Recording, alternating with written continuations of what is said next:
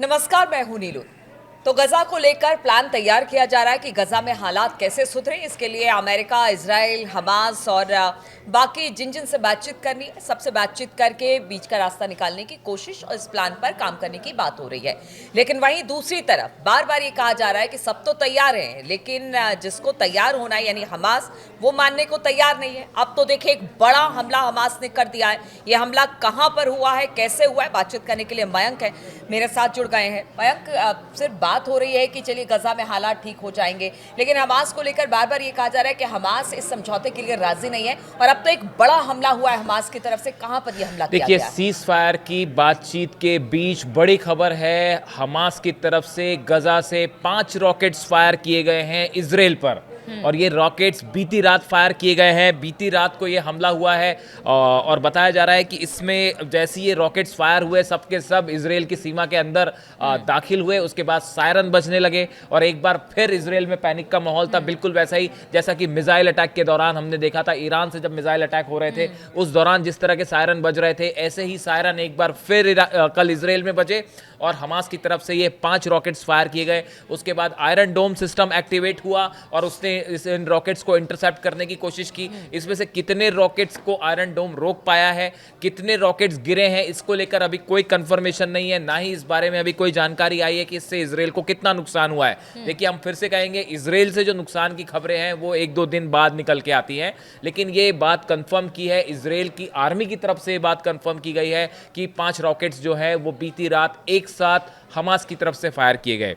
देखिए, लक्षित इलाका है इजराइल का, यहां पे ये रॉकेट्स फायर किए गए जो अलग अलग एरियाज में फायर किए गए थे। अब ये हमला इंपॉर्टेंट क्यों है? देखिए, ये एक बड़ा मैसेज था। एक तरफ तो जहां बात हो रही है कि सीज फायर की बात हो रही है, हमास से आर्म्स सरेंडर करवाने की बात हो रही है, कहा जा रहा है कि हमास का अब गजा में कोई रोल नहीं रहेगा, हमास को पूरी तरह से बाहर कर दिया जाएगा।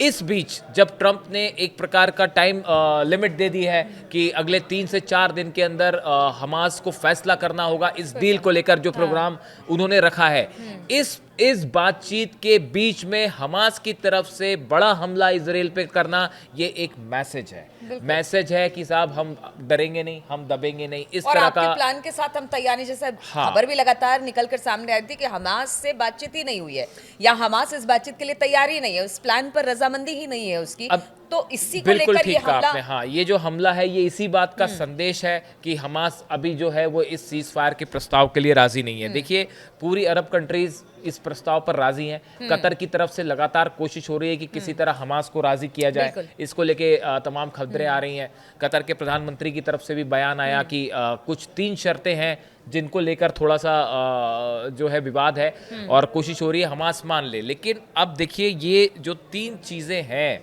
हमने अपने पिछले वीडियो में भी बताया था कि इस पूरा जो 20 पॉइंट जो रखे हैं ट्रंप एडमिनिस्ट्रेशन ने, जिसके लिए अब इजराइल राजी है, उसमें 3 बातें ऐसी हैं, 3 पॉइंट ऐसे हैं जिसको लेकर हमास की तरफ से सवाल उठाए जा रहे हैं। देखिए, इसमें कहा गया है, इस डील में इसमें कहा गया है कि 72 घंटे के अंदर जो है, जैसी डील हो जाएगी, सीज फायर होगा, 72 घंटे के अंदर जितने बंधक हैं, चाहे जिंदा हो या डेड हो, उनकी डेड बॉडीज और बंधक हैं, ये फौरन रिलीज किए जाएंगे। बात नंबर 1। बात नंबर 2 कही गई है, सभी बंधकों की वापसी के बाद जो हमास के मेंबर्स हैं वो सब हथियार छोड़ दें, आर्म सरेंडर कर दें, जो सरेंडर करेगा उन्हें माफ कर दिया जाएगा। ये वो सबसे बड़ी शर्त है जिस पे हमास राजी नहीं है। हमास का कहना ऐसा है कि अगर हमने हथियार छोड़ दिए, उसके बाद फिलिस्तीनियों की रक्षा की गारंटी, सुरक्षा की गारंटी कौन देगा? ये सवाल बार बार हमास की तरफ से उठाया जा रहा है।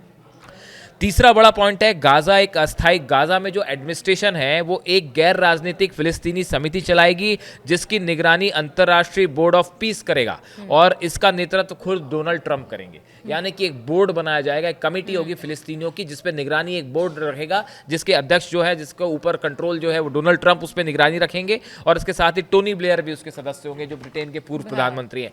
इस शर्त को लेकर भी हमास जो है वो राजी नहीं है। इसके अलावा एक जो बड़ी बात यह है कि हमास और बाकी का कोई भी रेबेलियन गुट जो है वो हमास जो है उसके सदस्य जो है गजा में एडमिनिस्ट्रेशन में किसी भी रूप में शामिल नहीं होंगे।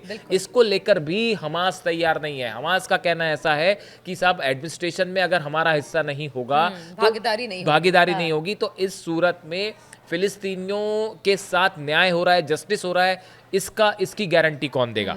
इसके अलावा एक अगली और बात है कि अमेरिका, अरब कंट्रीज, अमेरिका और कुछ और देश मिलके एक ISF, अंतरराष्ट्रीय स्थिरीकरण बल, यानी इंटरनेशनल स्टेबलाइजेशन फोर्स बनाएंगे। ये फोर्स गजा को कंट्रोल करेगी। इस बात को भी लेकर हमास के जो सोर्सेज बता रहे हैं, हमास इस शर्त पे भी राजी नहीं है। ये वो 4 से 5 शर्त हैं जिसको लेकर हमास ने जो है वो आपत्ति जाहिर की है, और यही वजह है कि हमास ने अभी तक इस सीज फायर को लेकर हामी नहीं भरी है। इस सूरत में जब बात आगे बढ़ रही है, जब ट्रम्प की तरफ से 4 दिन का टाइम दे दिया गया कि आप 72 घंटे के अंदर जो है वो फैसला कीजिए, इस सूरत में अगर हमास की तरफ से 5 रॉकेट्स फायर होते हैं इजराइल पर, तो ये एक प्रकार से आप देखिए ये रॉकेट्स फायर करके हमास की तरफ से ये मैसेज दिया गया कि हम जो है वो इस सीज फायर के लिए राजी नहीं है। ऐसा बड़े सारे एक्सपर्ट का कहना है कि ये जो हमला है वो ये बताता है, ये संकेत देता है, ठीक है, ये राजी नहीं राजी नहीं है, उसका संकेत दे दिया है और हमले कर दिए हैं। लेकिन ऐसे में इस प्लान का होगा क्या फिर, अगर हमास रेडी नहीं है? ये 3-4 बिंदु जो आपने बताए कि जो एक बॉडी बनाई जाएगी उसमें जो हमास हो गए उसके कोई रोल नहीं होगा, या फिर ट्रम्प वहाँ पर सारी चीज़ों को मॉनिटर करेंगे।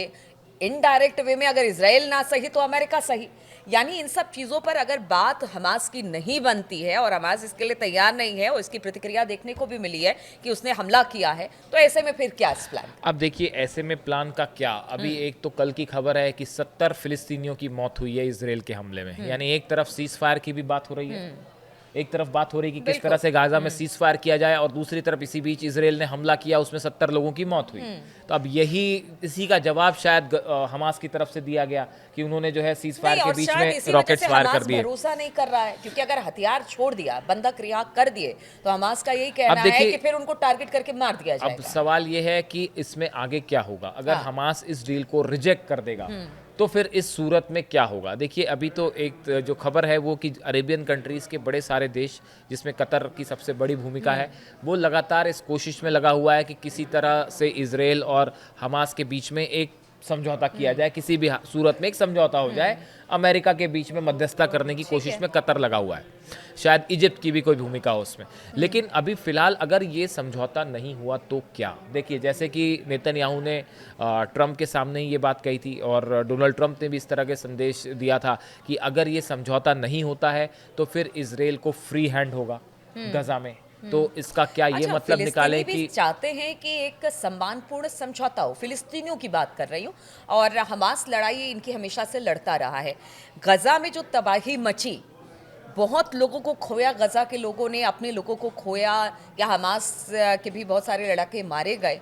ऐसे में अब इतना सब कुछ होने के बाद क्या इस तरह से कि हमास को ही इस जगह से बाहर फेंक दिया जाए, या फिलिस्तीनियों का वहां पर बिल्कुल दखल ना हो?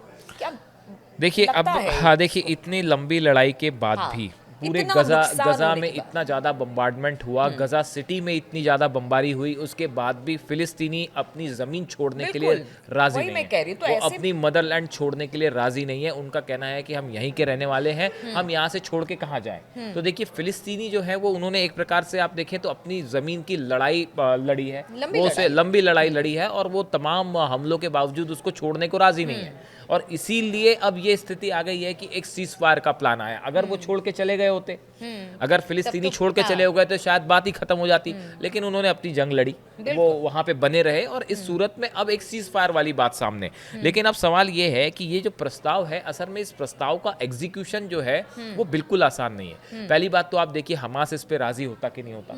फिर उसके बाद दूसरी चीज है कि ये जो तमाम चीजें हैं कि एक बॉडी बनाई जाएगी फिलिस्तीनियों की, तो सवाल है कि उस बॉडी में कौन शामिल होगा, फिलिस्तीनियों की तरफ से कौन शामिल होगा। अभी तक तो फिलिस्तीन का नेतृत्व हमास करता रहा है, अब अगर आप हमास के सभी मेंबर्स को हटा देंगे तो आप फिलिस्तीनियों में से किसको उसमें शामिल करेंगे? क्या पीएलओ उसमें शामिल होगा? जो नेता है पीएलओ के नेता है वो शामिल होंगे उसमें, या कौन शामिल होगा? ये अभी तक बात साफ नहीं है। दूसरा, इंटरनेशनल फोर्स अगर वहां पे आती है, स्टेबलाइजेशन फोर्स आती है, उसमें कौन से देश के सैनिक होंगे? क्या फिलिस्तीनी उसको स्वीकार करेंगे इस बात को? ऐसे बड़े सारे सवाल हैं जिनके जवाब अभी क्लियर नहीं है।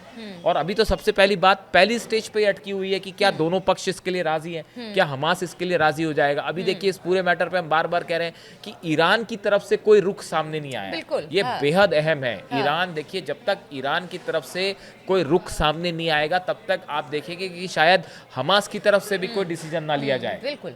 ये अपने आप पे एक बड़ा पॉइंट है। उसके अलावा जो दूसरी चीज़ें हैं कि जैसे आर्म सरेंडर करना, हमास जिस बात को लेके सबसे ज़्यादा रिलेक्टेंट है, देखिए यही सिचुएशन लेबनान में हिजबुल्लाह के साथ में थी। हाँ। अमेरिका की तरफ से कोशिश हुई, इजराइल की तरफ से कोशिश हुई कि भाई हिजबुल्लाह अपने आर्म सरेंडर कर दे, बिल्कुल, हथियार और त्याग। जैसे ही वहाँ की सरकार ने संसद में प्रस्ताव पास किया, सड़कों पर हजारों लोग जो है लेबनान की सड़कों पर उतर आए। और हमने देखा कि लारिजानी जो एडवाइज़र हैं अली खामेनी साहब के, वो फौरन बेरूत पहुंचे। वहाँ पे उन्होंने मुलाकात की, कई सारे हिजबुल्लाह के नेताओं से मुलाकात हुई, और उसके बाद ये आर्म सरेंडर वाली बात पीछे हो गई। और हिजबुल्लाह आर्म्स छोड़ने के लिए राजी नहीं है। उनका कहना ऐसा है कि उसके बाद इजराइल से सुरक्षा की गारंटी कौन देगा। अब यही बात हमास भी कह रहा है, यही बात फिलिस्तीनी भी कह रहे हैं कि अगर हमने हथियार छोड़ दिए तो फिर हमारी रक्षा कौन करेगा, हमारी हिफाजत की गारंटी कौन देगा। ये वो पॉइंट है जहां पे आके ये सीज फायर कोलैप्स होता दिख रहा है। और चूंकि इजराइल के हमले जारी हैं, इसीलिए उसी का एक प्रकार का जवाब आया कि हमास की तरफ से 5 रॉकेट्स फायर किए गए हैं और हालात एकदम तनावपूर्ण है। ऐसे हालात में जहां पे ट्रस्ट बिल्डिंग मेजर्स नहीं है, ऐसे में किसी समझौते तक पहुंचना और सीज फायर का ऐलान करना अपने आप में बहुत मुश्किल दिखता है। बिल्कुल। तो गजा के प्लान को लेकर बिग क्वेश्चन मार्क इस वक्त दिखाई दे रहा है, और यही वजह है कि इजराइल हमला कर रहा है, तो हमास ने भी एक बड़ा हमला किया है इजराइल के ऊपर।